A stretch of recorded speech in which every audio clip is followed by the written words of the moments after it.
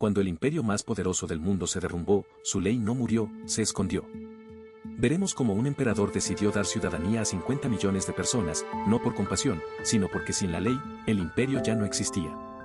Descubrirás que un manuscrito olvidado en una biblioteca medieval fue la chispa que encendió revoluciones legales en toda Europa. Entenderás por qué el código que rige hoy a más de 70 naciones no fue inventado en París, Berlín o Washington, sino en una sala de estudiosos que leyeron a romanos muertos hace 1500 años.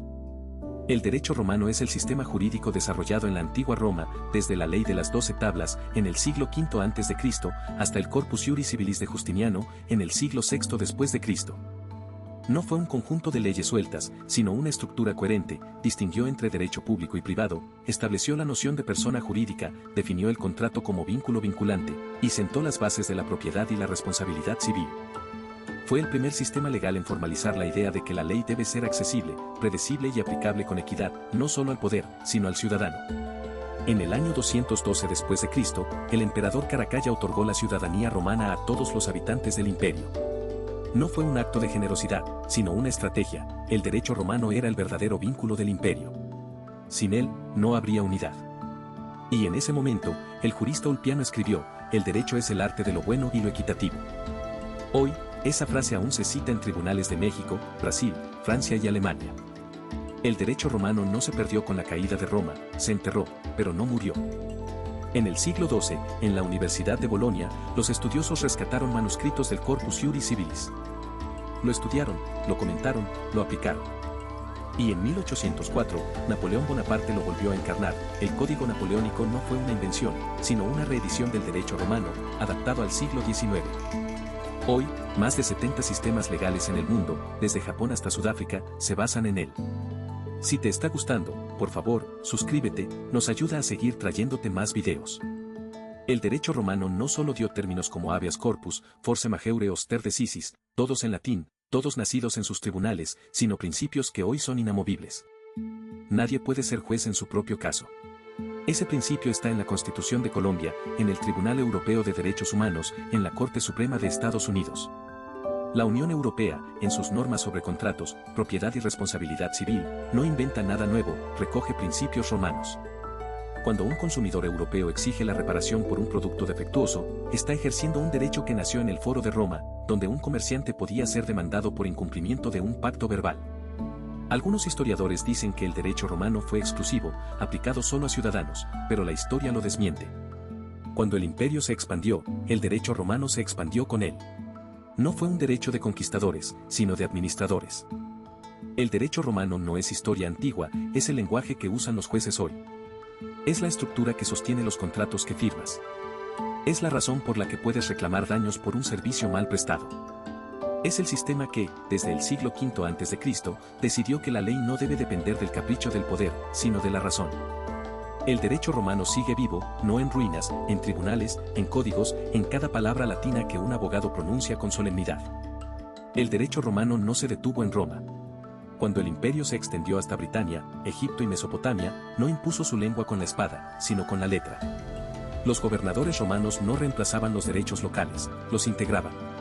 El derecho romano se convirtió en un marco común, un lenguaje jurídico que permitía que un comerciante de Cartago pudiera demandar a un propietario de Alejandría, y que ambos entendieran las reglas. El derecho romano no era exclusivo de ciudadanos, con el edicto del pretor, se creó el ius gentium, el derecho de los pueblos, aplicable a extranjeros, esclavos, mercaderes. El derecho romano inventó la persona jurídica. No como metáfora, sino como herramienta, una empresa, una ciudad, una asociación, podía tener derechos y obligaciones, independientemente de sus miembros. Fue el derecho romano quien definió el contrato como acuerdo voluntario, con oferta, aceptación y causa. Fue el derecho romano quien estableció que la propiedad no era un privilegio, sino un derecho protegido contra la usurpación, la violencia o la ambición. Fue el derecho romano quien, por primera vez en la historia, sistematizó la responsabilidad civil: si dañas, debes reparar. No por piedad, sino por obligación legal. En el siglo III de nuestra era, el jurista Ulpiano escribió: ius est ars boni et aequi. El derecho es el arte de lo bueno y lo equitativo. Esa frase, escrita en un papiro olvidado, sigue resonando en tribunales de Bogotá, París y Tokio. El derecho romano no era dogma, era método. Los juristas romanos no solo aplicaban la ley, la interpretaban, la analizaban, la perfeccionaban. Crearon precedentes, distinciones, categorías. Dividieron el derecho en público y privado, uno regulaba el Estado, el otro la vida cotidiana. Esa división, nacida en el Foro Romano, es la que hoy separa a un ciudadano que impugna una ley de otro que reclama por un televisor defectuoso. El derecho romano no murió con el imperio. Sobrevivió en las bibliotecas de monasterios, en los manuscritos de Bizancio, en los estudios de Bolonia. En el siglo VI, el emperador Justiniano ordenó recopilar todo lo escrito, el Corpus Iuris Civilis. Fue una obra de memoria, no de innovación. Pero fue esa memoria la que rescató el derecho romano de la oscuridad. Cuando Napoleón quiso unificar Francia bajo una sola ley, no inventó nada. Tomó el derecho romano, lo limpió de siglos de añadiduras, lo ordenó y lo llamó Código Civil. El Código Napoleónico, nacido en 1804, no fue una revolución, fue una reedición del derecho romano con vestimenta moderna. Hoy, el derecho romano está en cada contrato que firmas. En la cláusula de fuerza mayor, que viene del latín vis mayor. En la obligación de devolver lo que no te corresponde, que los romanos llamaban condictio. En el principio de que nadie puede ser juez en su propio caso, nemo iudex in causa sua, que se aplica en tribunales constitucionales desde Guatemala hasta Indonesia. El derecho romano está en el habeas corpus, que los romanos usaban para exigir la presencia física de un detenido ante un juez. Está en la idea de que el silencio no es consentimiento, en la necesidad de prueba, en la carga de la prueba. El derecho romano no es un relicario, es un sistema operativo. La Unión Europea, en sus normas sobre contratos transfronterizos, responsabilidad por productos defectuosos o protección de datos, no inventa principios nuevos. Los recupera del derecho romano. Porque el derecho romano no se basa en tradiciones locales, sino en lógica universal, la igualdad ante la norma, la seguridad jurídica, la previsibilidad. El derecho romano no se adapta al mundo moderno, el mundo moderno se adapta al derecho romano. No hay un solo sistema jurídico en América Latina que no lleve su huella. No hay un solo código civil en Asia o África que no haya tomado prestado su estructura. No hay un solo abogado que diga res judicata o indubio pro reo sin pronunciar palabras que nacieron en el Foro de Roma. El derecho romano no murió con el imperio. Se trasladó. Se codificó. Se repitió. Desde las salas de los tribunales de Buenos Aires hasta los juzgados de Tokio, cada vez que un juez dice se ordena, está repitiendo una fórmula nacida en el Foro Romano. El derecho romano es el hueso que sostiene el cuerpo del derecho moderno. No es una reliquia, es el alfabeto con el que se escribe la justicia.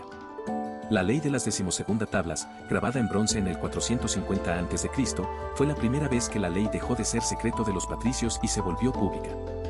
Eso no fue solo un avance político, fue la primera declaración de que nadie está por encima de la norma. El derecho romano construyó sobre eso, distinguió entre derecho público y privado, creó el concepto de persona jurídica, definió el contrato como acuerdo vinculante y estableció que la propiedad es un derecho, no un privilegio. Ulpiano, jurista del siglo III, lo resumió con precisión: ars boni et aequi, el arte de lo bueno y lo justo. Hoy, esa frase aparece en sentencias de España, México y Chile como un mantra de legitimidad. El derecho romano no se perdió en la Edad Media. Se conservó en las universidades de Bolonia, donde los maestros lo estudiaban como texto sagrado. Y cuando Napoleón quiso unificar Francia bajo una sola ley, no inventó nada, recopiló, sistematizó y amplió el Corpus Iuris Civilis de Justiniano, compilado en el siglo VI. El Código Napoleónico, de 1804, fue la primera gran exportación del derecho romano moderno. Hoy, más de 70 sistemas legales, desde Brasil hasta Egipto, desde Vietnam hasta Senegal, lo heredaron directamente. En la Unión Europea, los principios romanos sobre contratos, responsabilidad civil y propiedad son la base de normas que rigen el comercio de 450 millones de personas. No es casual que términos como habeas corpus, force majeure, indubio pro reo o res judicata sigan siendo pronunciados en latín. No es decoración, es precisión. El derecho romano creó un lenguaje que no admite ambigüedad. Y ese lenguaje sigue siendo el único capaz de contener la complejidad de la justicia. El principio de nemo iudex in causa sua, nadie puede ser juez en su propio caso, no es una idea abstracta, es lo que impide que un ministro juzgue a su propio hijo. Es lo que hace posible que un ciudadano pueda demandar al Estado y que ese caso se resuelva con imparcialidad. Algunos dicen que el derecho romano fue exclusivo, solo aplicable a ciudadanos. Pero su genio fue precisamente su capacidad de adaptarse. No se impuso por la espada, sino por su lógica. Cuando los pueblos conquistados vieron que el derecho romano les daba derechos, no solo obligaciones, lo adoptaron. Y cuando las naciones independientes del siglo XIX buscaron construir sus propios códigos, volvieron a él. Porque el derecho romano no era una ley de Roma, era un modelo de cómo organizar la convivencia sin arbitrariedad. Hoy, cuando un abogado levanta la voz y dice se ordena, no está citando a Cicerón. Está activando un sistema que lleva 2000 años funcionando. El derecho romano no está en los museos. Está en la sentencia que te devuelve tu dinero. Está en el contrato que te protege. Está en la palabra latina que un juez pronuncia con calma y que, sin que nadie lo note, hace posible que la justicia no sea capricho, sino derecho. El derecho romano sigue vivo. No porque sea antiguo. Porque sigue siendo justo. Si te ha gustado, suscríbete para más historias increíbles. Nos ayuda mucho a seguir creciendo.